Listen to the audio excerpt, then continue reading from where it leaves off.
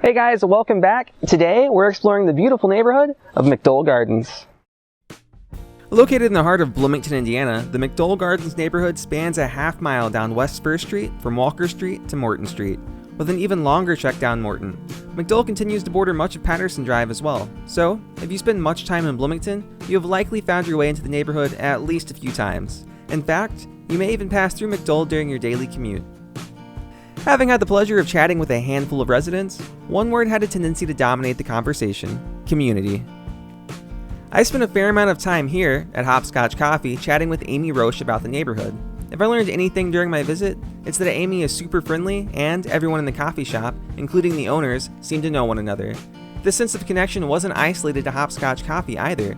It continued to surface numerous times. With such a close-knit community, it isn't difficult to see why local small businesses such as Hopscotch are able to establish a solid foundation in McDoel. Cardinal Spirits, a distillery that distills and ferments its own products on site, is another example of a successful startup who says they're proud to produce some of the best spirits in the country. In my quest to learn more about the neighborhood, I met with another aspiring business owner, Keith Romaine. Besides offering overnight accommodations and the popular community marketplace, Airbnb, Keith likes to spend his time on various creative hobbies. Along with building his own cob home, painting, gardening, and creating this bucolic stick fence, he has a new Italy-inspired interest: bread. With the help of community volunteers, Keith has been slowly constructing a wood-fired bread oven in his backyard. The project is still in its early stages, but is set to be complete by the middle of next summer.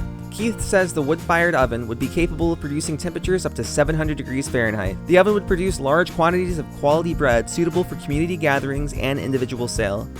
For the time being, Keith has been baking sourdough bread in his standard oven, and it's delicious, trust me. Though, in hindsight, I probably should have captured it on camera before scarfing it down.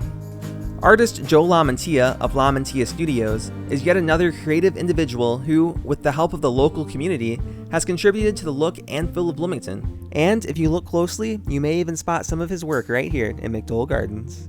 Of course, the neighborhood's business supporting foot traffic is due in part by what remains of the Monon Railroad, the Beeline Trail.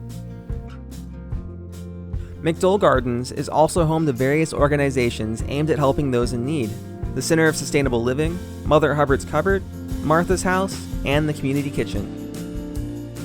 We can't cover this neighborhood without discussing the historic homes that live here. According to McDoel's own website, McDoelGardens.org, the most common style home is the bungalow, built back in the 1920s and 30s. You'll also find something called kit homes, also known as pre-cut houses, mail-order homes, or catalog homes. Just as it sounds, these homes could be ordered straight out of a Sears catalog. Lumber would arrive numbered and pre-cut to fit its particular place in the home. Gable-el style homes can also be found, ranging all the way back to 1890. This piece of property, located off of Grimes Lane, was the past location of the McDoel Railroad Switchyard. While no date has been established, the property is set to be developed into Switchyard Park. The master plan describes amenities such as a dog park, splash pad, and basketball court. More information can be found on in.gov. Well, that wraps up a quick overview of McDoel Gardens. As always, I hope you enjoyed the video, and I'll see you next time.